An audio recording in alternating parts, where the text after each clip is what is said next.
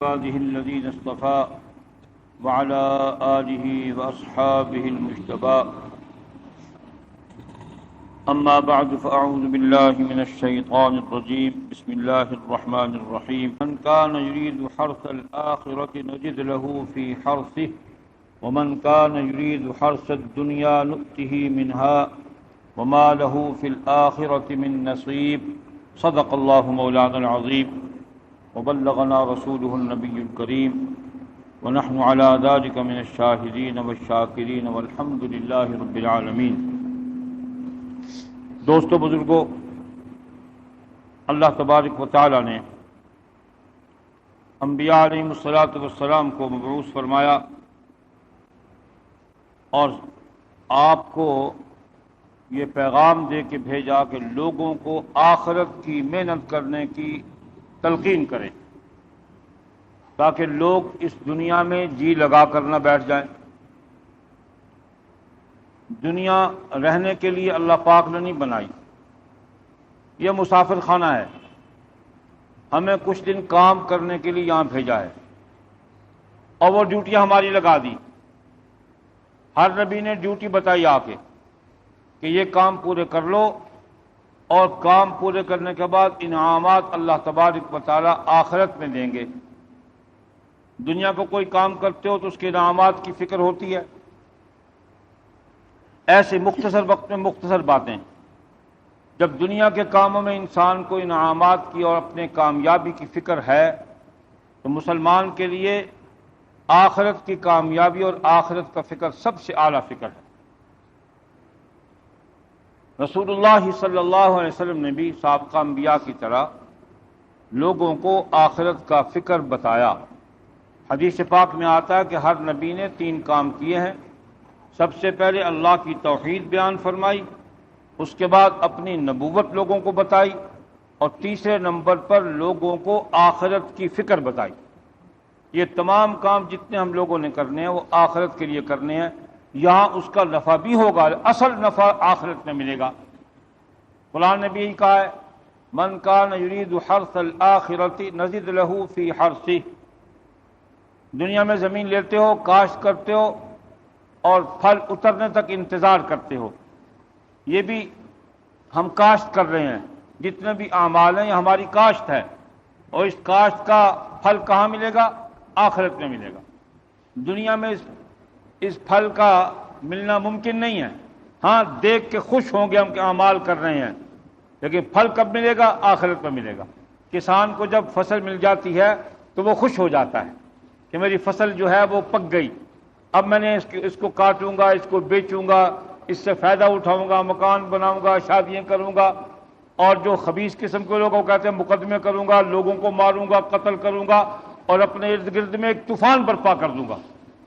مال دونوں اثر کرتا ہے، اچھا اثر بھی کرتا ہے، مال برا اثر بھی کرتا ہے۔ سلیم طبع پر مال اچھا اثر کرتا ہے، ان کے اندر اچھی خواہشات پیدا کرتا ہے، اور جو خبیث قسم کی طبیعتیں ہیں ان کے اندر مال اپنی اصل خباثت، جس کے اندر مال کے اندر موجود ہے خباثت، جس کو حضور نے فرمایا کہ یہ الدنیا جیفا و طالبها کلاب، یہ مردار ہے، مردار اپنی بدبو چھوڑتی ہے۔ اس کی بدبو کیا ہے؟ کہ تکبر، غرور، فخر، لوگوں کے ساتھ بدخلقی سے ملنا، اپنے آپ کو بڑا سمجھنا، اپنے برابر سب کو بٹا دینا اور ایک ہونے کا دعویٰ کرنا، یہ اس کی بدترین صفت ہے دنیا کی۔ اللہ فرماتے ہیں جو دنیا میں محنت کرتے ہیں، نزد لہ فی حرثہ، یہاں بھی انعامات ملتے ہیں، اصل انعام آخرت میں ملے گا اور بہت زیادہ ملے گا، ان کی کمائی سے بہت زیادہ۔ ایک مرتبہ سبحان اللہ کہا، اب جب آخرت میں جا کے اس سبحان اللہ کا نتیجہ ملے گا تو آدمی سوچ نہیں سکے گا کہ ایک مرتبہ سبحان اللہ کا نتیجہ یہ ہے، سبحان اللہ۔ لیکن اللہ کے قربان جائیے، جیسے اللہ پاک نیکی کرنے پر اس کی جزا بہت زیادہ عطا فرماتے ہیں اور گناہ کرنے پر اس کی سزا اس کے مثل دیتے ہیں۔ گناہ کی سزا زیادہ نہیں دیتے، نیکی کی جزا بہت زیادہ دیتے ہیں۔ ایسے ہی جو آدمی جو کام دنیا کے لیے کرتا ہے اس کو اللہ دنیا میں دے دیتے ہیں۔ وَمَنْ كَانَ يُرِيدُ حَرْثَ الدُّنْيَا نُؤْتِهِ مِنْهَا، اس کو یہی دے کے چھوڑ دیتے، لو تم نے دنیا کے لیے کیا، کھاؤ کماؤ موج کرو۔ کافر بھی اسی کام میں لگ گئے، مسلمان بھی اسی کام میں لگ گئے۔ حالانکہ مسلمان دنیا کمانے کے لیے نہیں آیا، کماؤ ضرورت کے لیے اور اصل کام آخرت کے لیے۔ رسول اللہ صلی اللہ علیہ وسلم سے حضرت معاذ بن جبل رضی اللہ تعالی عنہ نے سوال کیا، آپ نے 3 حصوں میں اس کا جواب دیا۔ بس آج اصل تو یہ حدیث سنانی تھی۔ حضرت معاذ رضی اللہ تعالی عنہ نے رسول اللہ صلی اللہ علیہ وسلم سے عرض کیا، یا رسول اللہ مجھے کوئی ایسا کام بتا دیجئے جو مجھے جنت میں داخل کرے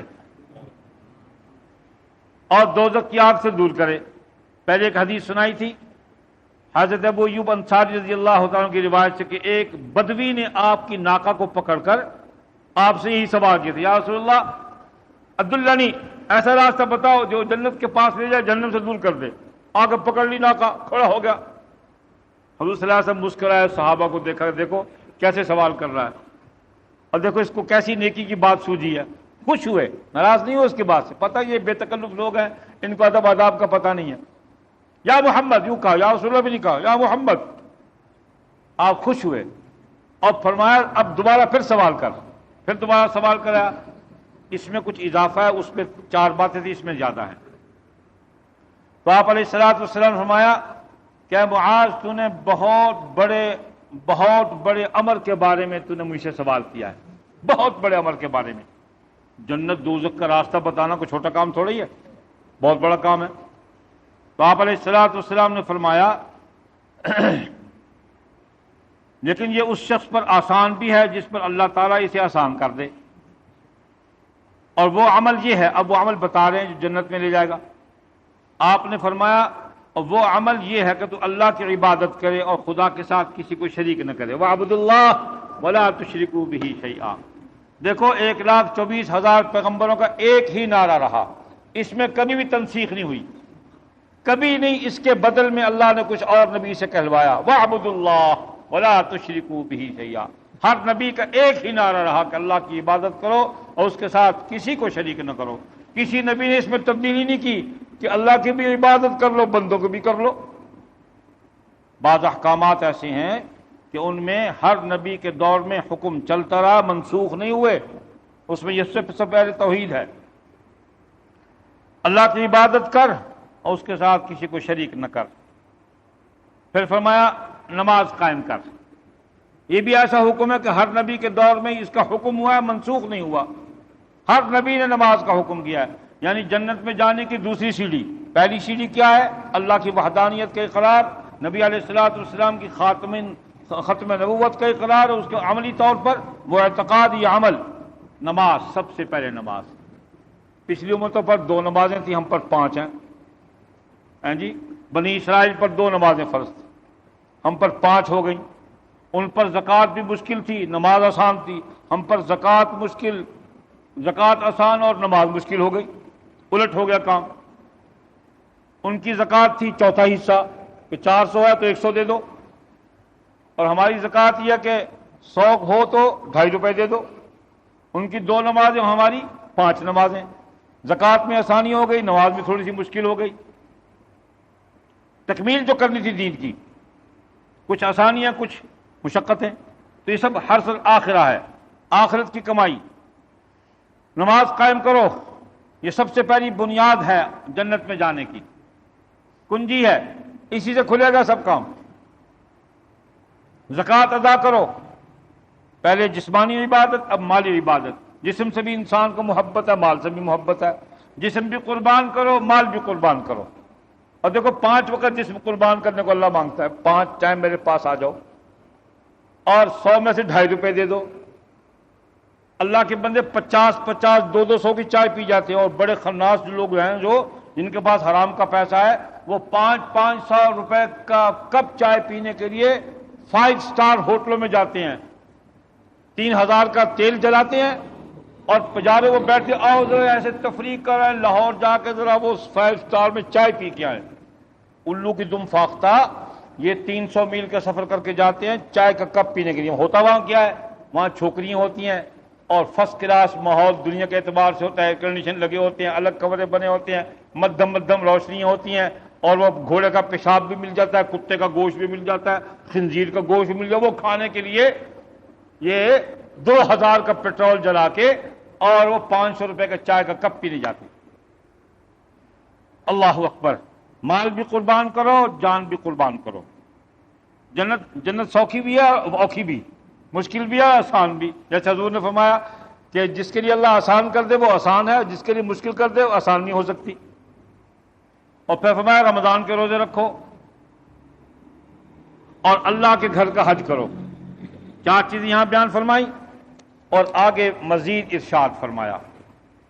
فرمایا کہ میں تجھ کو کسی اور بات کی خبر نہ کروں، یہ تو تم نے پوچھ لیا، ایک حصہ بتا دیا.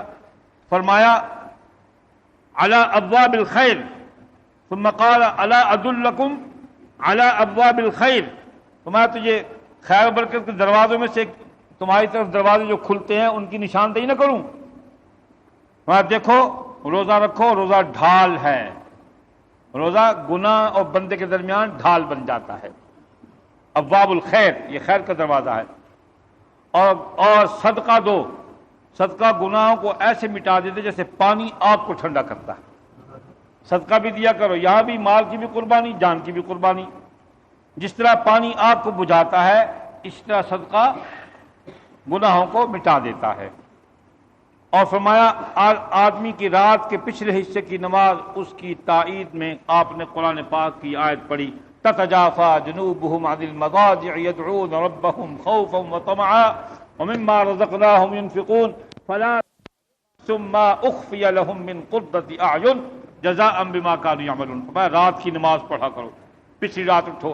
ایک جگہ اور ارشاد فرمایا سب سے بہترین اسلام یہ ہے کہ ہر واقف اور ناواقف کو سلام کرو، ہر واقف اور ناواقف کو کھانا کھلاؤ، اور رات کو اس وقت نماز پڑھو جب سب لوگ سو رہے ہوں، اور پھر اطمینان سے جنت پہ چلے جاؤ. کیسا نسخہ بتایا؟ سبحان اللہ. یہ جنت کی کمائی. آسان طریقے سے آدمی جنت میں جا سکتا ہے بشرطے کہ اس کو آسان سمجھے. رات کو اٹھنا خدا مجھے بھی توفیق دے دے، آپ سب کو اللہ توفیق عطا فرماوے. آمین کہہ دو. اللہ ہم سب کو پچھلی رات اٹھ کر اللہ کو بنانے کی توفیق دے دے. جو کوتاہیاں ہم سے ہوتی ہے اللہ معاف کر دے. اللہ اکبر. فرمایا ان کی کروٹیں بستروں سے جدا رہتی ہیں، اپنے رب کو پکارتے ہیں اور ڈر اور امید کے ساتھ، اور ہمارا دیا ہوا خرچ کرتے ہیں.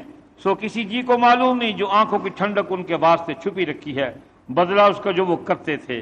اللہ اکبر. وہ قیامت کے دن پتہ چلے گا کیا ملے گا وہاں اس کا انعام. تو آپ نے یہاں 2-3 باتیں یہاں فرما دیں کہ ایک تو یہ ہے کہ روزہ رکھو، یہ گناہوں سے بچاتا ہے. اور صدقہ کرو، یہ تمہارے گناہوں کو مٹا دے گا جیسے آگ کو پانی مٹا دیتا ہے، ٹھنڈا کر دیتا ہے. یہاں تک ختم نہیں کیا، پھر آگے فرمایا ثم قال لا اخبرك برأس الامر وعموده. تمہیں دین کی بنیاد اور اس کی جڑ نہ بتا دوں؟ اس کے بعد آپ نے فرمایا میں تجھے نیک عمل کی جڑ اور ستون اور اس کی چوٹی کی چیز سے مطلع نہ کروں؟ حضرت معاذ نے عرض کیا ضرور ارشاد فرمائی. آپ نے فرمایا ہاں یا رسول اللہ ضرور ارشاد فرمائیے. آپ نے فرمایا نیک عمل کی جڑ اسلام ہے. نیک عمل کی جڑ اسلام ہے اور اس کا ستون نماز ہے. اللہ اکبر. نیک عمل کی جڑ اسلام ہے اور اس کا ستون نماز ہے. اللہ اکبر. عجیب بات ارشاد. حضور کی ساری باتیں عجیب ہیں بشرطے کہ ہمیں سمجھ میں آ جائیں. فرمایا اس کی چوٹی کی چیز جہاد ہے. اسلام اور نماز کے بعد جو چیز دین کو بچاتی ہے وہ جہاد ہے. وجاہدوا فی اللہ حق جہادہ. اپنے نفس کے ساتھ جہاد کرو، مال کے ساتھ جہاد کرو، جان کے ساتھ جہاد کرو، وقت کے ساتھ جہاد کرو، اور جب کفر کی طغیانی بڑھ جائے تو پھر کفر کے خلاف جہاد کرو. جیسے آج جہاد کفر کے خلاف بڑا ضروری ہے. پاکستان کے حکمران، میں نہیں کہتا ہوں کہ وہ اندر سے کافر ہے کہ نہیں، اعمال سارے کافروں والے ہیں، ایک عمل بھی مسلمانوں والا نہیں ہے. ان کے خلاف جہاد بھی بہت اہم ہے. جو آدمی جیسے جہاد کر سکتا ہے، دعا کے ساتھ جہاد کر سکتے ہو، زبان کے ساتھ جہاد کر سکتے ہو، ہاتھ کے ساتھ جہاد کر سکتے ہو. آج کے حکمرانوں کو لیے بد دعا کے لیے قنوت نازلہ پڑھ سکتے ہو، پڑھ کے ان کے لیے بد دعا کرو خدا ان سے نجات دے دے. یہ یہود و نصارہ کے ایجنٹ ہے، خدا کی دھرتی پر خدا کے عذاب کو دعوت دینے والے. جو لوگ ان سے تعاون کرتے ہیں، تعاون کرنے کے لیے پیشکش کر رہے ہیں، ان کو خدا کے خوف کرنا چاہیے اور آخرت کے عذاب سے ڈرنا چاہیے۔ اللہ پاک ہم سب کو سیدنا معاذ ابن جبل رضی اللہ تعالیٰ کے سوالات کے جواب میں جو آپ علیہ الصلوۃ والسلام نے پاک ارشادات فرمائے ان پر عمل کرنے کی توفیق عطا فرمائیں، اور اپنے دین کو مضبوط کرنے کی توفیق عطا فرمائیں، اور جنت کی جو کنجیاں تالے کھولنے کے لیے دی ہیں اللہ ہمیں ان کنجیوں کو ہاتھ میں سنبھالنے کی توفیق عطا فرمائیں۔ وآخر دعوانا ان الحمدللہ رب العالمین۔ اور آخر کی بات یہ ہے کہ یہ جو ذکر کرتے ہیں یہ بھی جنت کے لیے ہے۔ کوئی آدمی یوں سمجھے کہ میں اپنے آپ کو بڑا بنانے کے لیے کر رہا ہوں تو خدا مجھے غرق کر دے۔ بہت بڑے لعنتی کام ہے جو آدمی اپنے آپ کو بڑا بنانے کے لیے اس قسم کی مجلسیں رچاتا ہے، اندر کی بات خدا جانتا ہے یا ہم جانتا ہے۔ اور ایسے ہی آپ لوگ بھی جب آتے ہیں تو اپنی آخرت کی فکر کے لیے مہینے بعد اکٹھے ہوتے ہیں، ہمارے ساتھ علائشیں جمع ہو جاتی ہیں، ان علائشوں سے پاکی حاصل کرنے کے لیے ایک دن بیٹھ جاتے ہیں، خدا سے رو دھو کر معافی مانگتے ہیں، اللہ پھر پاک کر دیتے ہیں۔ وَإِنَّ اللَّهَ بِالنَّاسِ لَرَءُوفٌ رَحِيمٌ۔ اللہ بہت مہربان ہے، اللہ ہم سب پر اپنا خاص فضل فرمائیں۔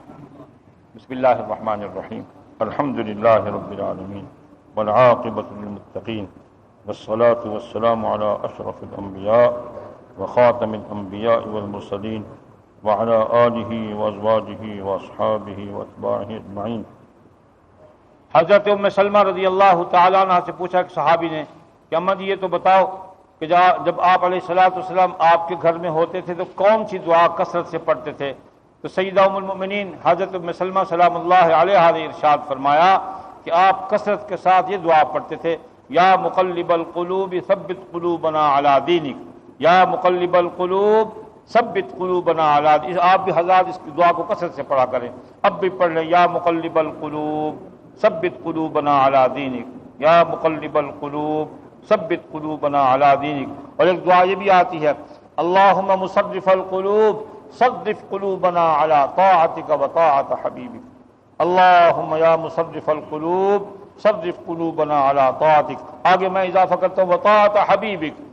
اللہم یا مصرف القلوب، اللہم مصرف القلوب صرف قلوبنا علی طاعتک وطاعت حبیبک۔ ربنا تقبل منا انک انت السمیع العلیم، وصلی اللہ وسلم علی سیدنا ومولانا محمد وعلی آلہ وصحبہ اجمعین، آمین برحمتک۔